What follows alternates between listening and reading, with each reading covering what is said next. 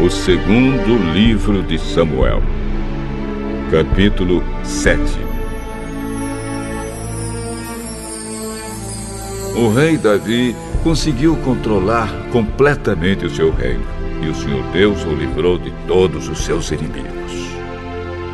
Um dia Davi disse ao profeta Natã: "Veja só, aqui estou eu, morando numa casa revestida de madeira de cedro, enquanto a Arca da Aliança está guardada numa barraca." Faça tudo o que quiser, porque o Senhor Deus está com você. Mas, naquela noite, o Senhor disse a Natã: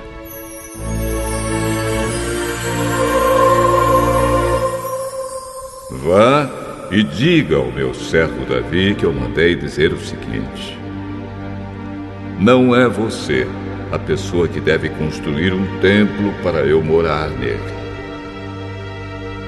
Desde que tirei do Egito o povo de Israel e até hoje, eu não tenho morado em nenhum templo. Tenho viajado morando numa barraca. Em todas as minhas viagens com o povo de Israel, nunca perguntei aos líderes que escolhi por que razão eles não construíram para mim um templo revestido de cedro. Portanto, diga ao meu servo Davi que eu, o Senhor Todo-Poderoso, digo o seguinte: eu tirei você do trabalho de cuidar de ovelhas nos campos e o fiz governador do meu povo de Israel.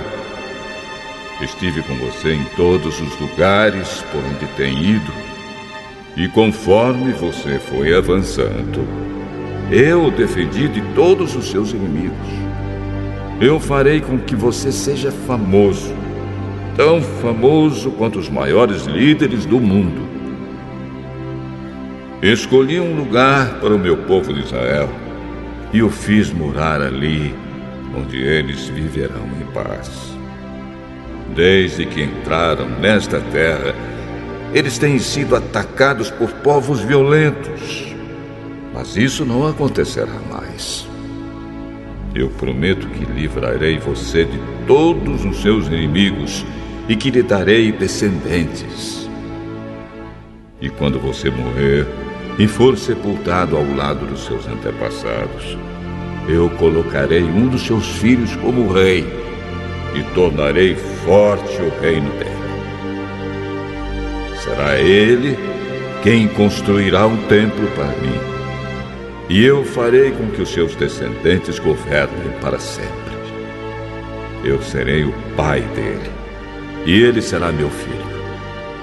Quando ele errar, eu o castigarei como um pai castiga seu filho. Porém, não retirarei dele o meu amor, como fiz com Saul, para que você pudesse ser rei. Você sempre terá descendentes, e eu farei com que o seu reino dure para sempre, e a sua descendência real nunca terminará."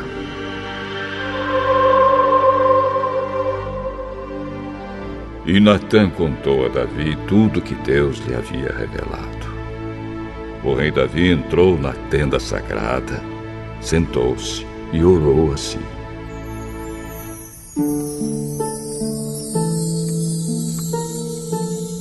"Ó Senhor, meu Deus, eu não mereço tudo o que fizeste por mim no passado, e a minha família também não merece.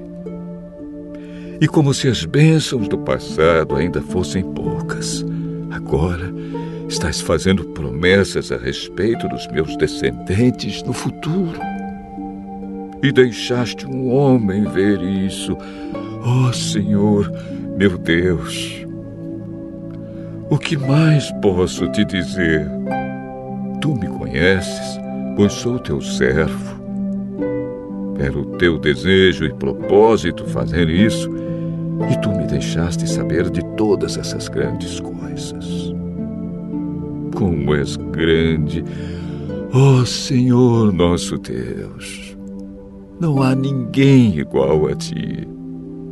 Como temos ouvido dizer, somente tu és Deus. Não existe outro. Não há nenhuma outra nação na terra como o teu povo de Israel, que libertaste para ser o teu próprio povo. Tu te tornaste famoso e fizeste grandes e maravilhosas coisas por eles. Tu libertaste o teu povo do Egito e expulsaste as outras nações e os seus deuses, conforme o teu povo ia avançando. Ó Senhor, tu fizeste com que o teu povo de Israel fosse teu para sempre e te tornaste o seu Deus. E agora, ó Senhor nosso Deus, confirma a promessa que fizeste a meu respeito e a respeito da minha família e cumpre o que disseste que ia acontecer. A tua fama será grande e para sempre as pessoas dirão: o Senhor Todo-Poderoso é o Deus de Israel. E tu farás com que sempre haja reis entre os meus descendentes. Senhor Todo-Poderoso, Deus de Israel, eu tenho coragem para te fazer esta oração, porque revelaste a mim, teu servo, que farás com que os meus descendentes sejam reis. E mais, tu, ó Senhor, me fizeste esta maravilhosa promessa, e as tuas promessas sempre se cumprem, porque tu és Deus. Eu te peço agora que abençoes os meus descendentes, para que eles continuem a ter sempre a tua proteção. Tu, ó Senhor, meu Deus, prometeste isso. Que a tua bênção esteja com os meus descendentes para sempre.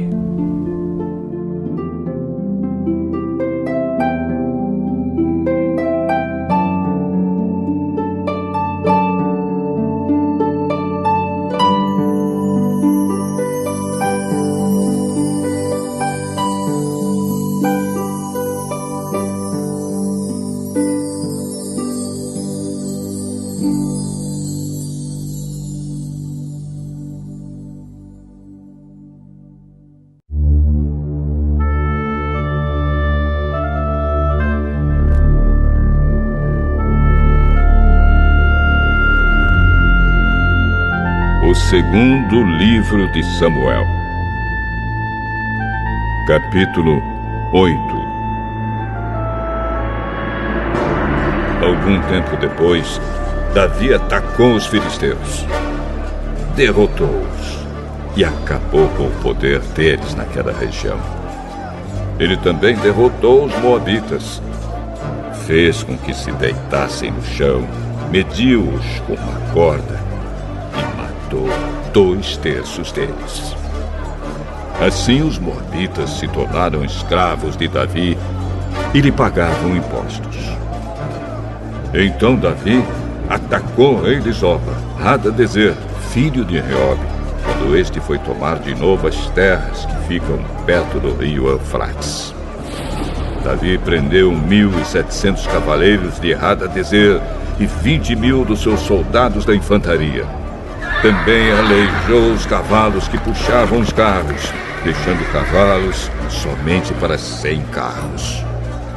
Os sírios de Damasco foram socorrer Hadadezer, e Davi matou 22.000 deles. Em seguida, colocou acampamentos militares na terra deles.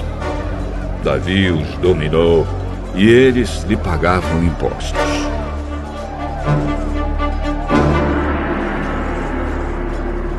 O Senhor Deus fez com que Davi fosse vitorioso em todos os lugares aonde ia. Davi tomou dos oficiais de Hadadezer os escudos de ouro que eles usavam e os levou para Jerusalém. Também levou uma grande quantidade de bronze das cidades de Betá e Berotai, que eram governadas por Hadadezer. O rei Toi, da cidade de Ramate, soube que Davi tinha derrotado todo o exército de Hadadezer. Então enviou seu filho Jorão para cumprimentar Davi e para lhe dar parabéns por ter vencido Hadadezer. Acontece que Toi havia lutado muitas vezes contra Hadadezer. Jorão levou para Davi objetos feitos de prata, de ouro e de bronze. E o rei Davi os separou para serem usados na adoração ao Senhor, juntamente com a prata e o ouro que havia tomado dos povos que havia conquistado. Isto é, os edomitas, os moabitas, os amonitas, os filisteus e os amalequitas. E fez a mesma coisa com parte do que havia tirado de Hadadezer. Davi se tornou ainda mais famoso quando voltou depois de ter matado 18.000 edomitas no Vale do Sal. Ele colocou acampamentos militares em todo o país de Edom e dominou o povo dali. O Senhor Deus fez com que Davi fosse vitorioso em todos os lugares aonde ia.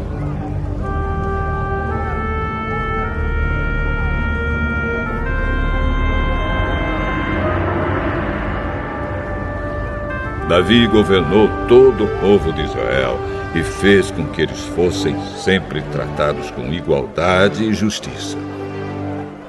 Joabe, cuja mãe era Zeruia, comandava o seu exército. Josafá, filho de Ahilude, era o conselheiro do rei. Zadok, filho de Aitube, e Aimeleque, filho de Abiatar, eram sacerdotes. Seraías era o escrivão. Benaías, filho de Joiada, era o chefe dos guardas de Davi, isto é, os queretitas e os peletitas. E os filhos de Davi eram sacerdotes.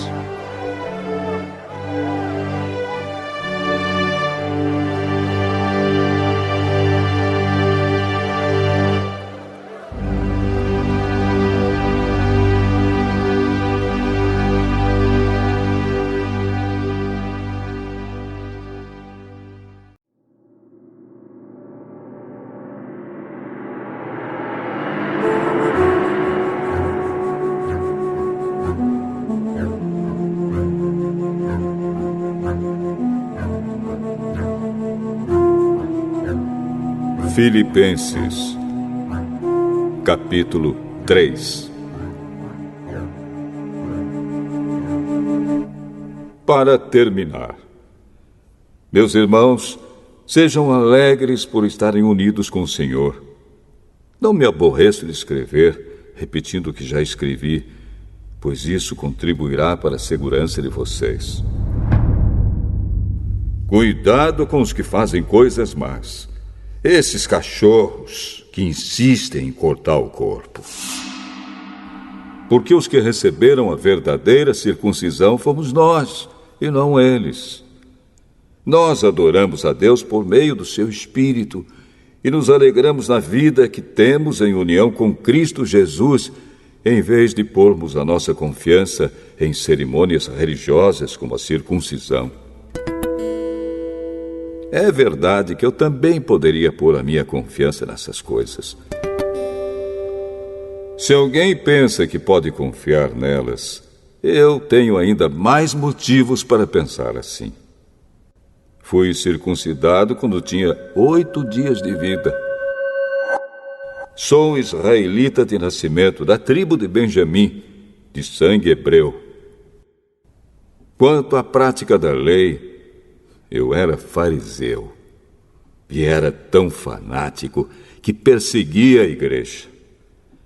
Quanto ao cumprimento da vontade de Deus por meio da obediência à lei, ninguém podia me acusar de nada. No passado, todas essas coisas valiam muito para mim, mas agora, por causa de Cristo, considero que não tem nenhum valor.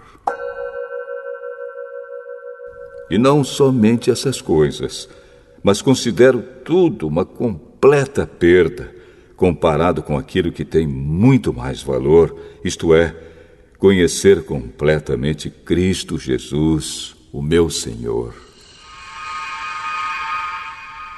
Eu joguei tudo fora, como se fosse lixo, a fim de poder ganhar a Cristo e estar unido com Ele. Eu já não procuro mais ser aceito por Deus por causa da minha obediência à lei, pois agora é por meio da minha fé em Cristo que eu sou aceito. Essa aceitação vem de Deus e se baseia na fé. Tudo o que eu quero é conhecer a Cristo e sentir em mim o poder da sua ressurreição. Quero também tomar parte nos seus sofrimentos e me tornar como Ele na sua morte, com a esperança de que eu mesmo seja ressuscitado da morte para a vida. Não estou querendo dizer que já consegui tudo o que quero ou que já fiquei perfeito, mas continuo a correr para conquistar o prêmio, pois para isso já fui conquistado por Cristo Jesus. É claro, irmãos, que eu não penso que já consegui isso. Porém, uma coisa eu faço: esqueço aquilo que fica para trás e avanço para o que está na minha frente. Corro direto para a linha de chegada a fim de conseguir o prêmio da vitória. Esse prêmio é a nova vida para a qual Deus me chamou por meio de Cristo Jesus. Todos nós que somos espiritualmente maduros devemos ter essa maneira de pensar. Porém, se alguns de vocês pensam de maneira diferente, Deus vai tornar as coisas claras para vocês. Portanto, vamos em frente, na mesma direção que temos seguido até agora. Meus irmãos, continuem a ser meus imitadores. E olhem com atenção também os que vivem de acordo com o exemplo que temos dado a vocês. Já disse isto muitas vezes, e agora repito, chorando. Existem muitos que, pela sua maneira de viver, se tornam inimigos da mensagem da morte de Cristo na cruz. Eles vão para a destruição no inferno, porque o Deus deles são os desejos do corpo. Eles têm orgulho daquilo que devia ser uma vergonha para eles e pensam somente nas coisas que são deste mundo. Mas nós somos cidadãos do céu e estamos esperando ansiosamente o nosso Salvador, o Senhor Jesus Cristo, que virá de lá. Ele transformará o nosso corpo fraco e mortal e fará com que fique igual ao seu próprio corpo glorioso, usando para isso o mesmo poder que ele tem para dominar todas as coisas.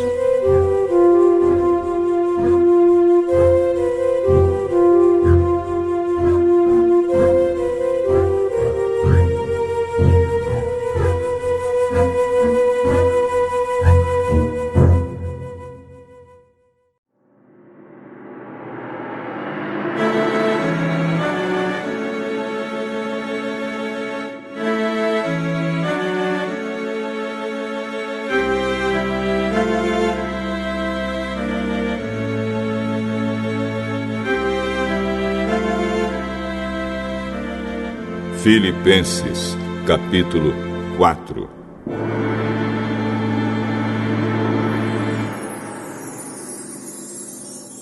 Meus queridos irmãos, sinto muitas saudades de vocês.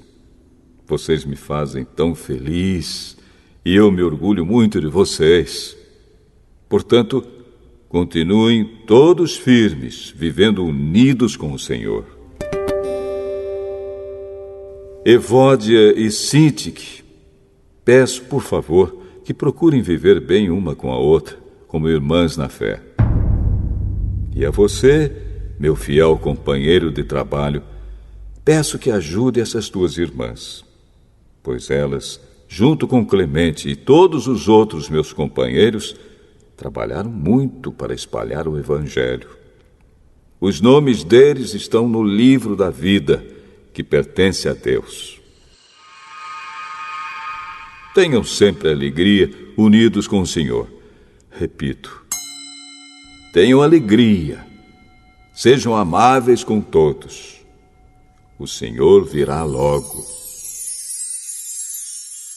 Não se preocupem com nada, mas em todas as orações peçam a Deus o que vocês precisam e orem sempre com o coração agradecido. E a paz de Deus, que ninguém consegue entender, guardará o coração e a mente de vocês, pois vocês estão unidos com Cristo Jesus. Por último, meus irmãos, encham a mente de vocês com tudo que é bom e merece elogios, isto é, tudo que é verdadeiro, digno, correto, puro, agradável e decente. Ponham em prática o que vocês receberam e aprenderam de mim, tanto com as minhas palavras como com as minhas ações. E o Deus que nos dá a paz estará com vocês.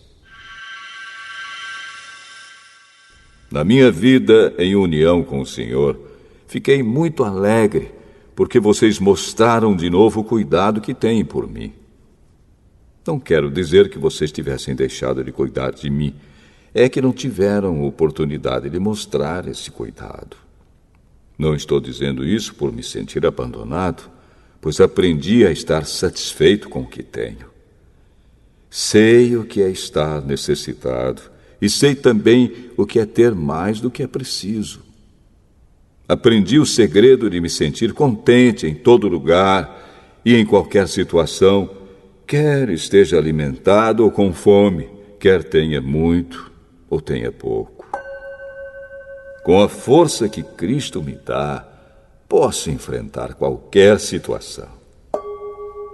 Mesmo assim, vocês fizeram bem em me ajudar nas minhas aflições. Vocês, filipenses, sabem muito bem que quando eu saí da província da Macedônia, nos primeiros tempos em que anunciei o Evangelho, a igreja de vocês foi a única que me ajudou. Vocês foram os únicos que participaram dos meus lucros e dos meus prejuízos. Em Tessalônica, mais de uma vez precisei de auxílio e vocês o enviaram. Não é que eu só pense em receber ajuda. Pelo contrário, quero ver mais lucros acrescentados à conta de vocês. Aqui está o meu recibo de tudo o que vocês me enviaram e que foi mais do que o necessário. Tenho tudo o que preciso, especialmente agora que Epafrodito me trouxe as coisas que vocês mandaram, as quais são como um perfume suave oferecido a Deus, um sacrifício que Ele aceita e que lhe agrada. E o meu Deus, de acordo com as gloriosas riquezas que Ele tem para oferecer por meio de Cristo Jesus, lhes dará tudo o que vocês precisam. Ao Deus e Pai seja dada glória para todo sempre. Amém. Saudações a todo o povo de Deus que pertence a Cristo Jesus. Os irmãos que estão aqui comigo mandam saudações para vocês. Todo o povo de Deus daqui manda saudações, especialmente os do palácio do imperador. Que a graça do Senhor Jesus Cristo esteja com todos vocês.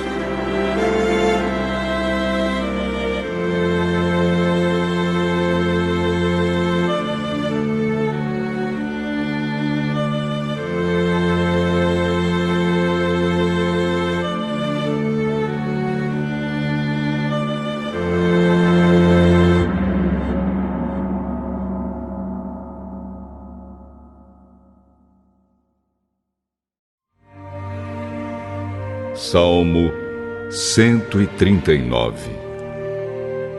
Salmo de Davi, ao regente do coro. Ó Senhor Deus, Tu me examinas e me conheces. Sabes tudo o que eu faço e de longe conheces todos os meus pensamentos. Tu me vês quando estou trabalhando e quando estou descansando. Tu sabes tudo o que eu faço. Antes mesmo que eu fale, Tu já sabes o que vou dizer. Estás em volta de mim por todos os lados e me proteges com o Teu poder. Eu não consigo entender como Tu me conheces tão bem. O Teu conhecimento é profundo demais para mim. Aonde posso ir a fim de escapar do Teu Espírito? Para onde posso fugir da Tua presença? Se eu subir ao céu, Tu lá estás. Se descer ao mundo dos mortos, lá estás também. Se eu voar para o Oriente ou for viver nos lugares mais distantes do Ocidente, ainda ali a Tua mão me guia, ainda ali Tu me ajudas. Eu poderia pedir que a escuridão me escondesse e que em volta de mim a luz virasse noite. Mas isso não adiantaria nada, porque para Ti a escuridão não é escura e a noite é tão clara como o dia. Tu não fazes diferença entre a luz e a escuridão. Tu criaste cada parte do meu corpo. Tu me formaste na barriga da minha mãe. Eu Te louvo porque deves ser temido. Tudo o que fazes é maravilhoso e eu sei disso muito bem. Tu viste quando os meus ossos estavam sendo feitos, quando eu estava sendo formado na barriga da minha mãe, crescendo ali em segredo. Tu me viste antes de eu ter nascido.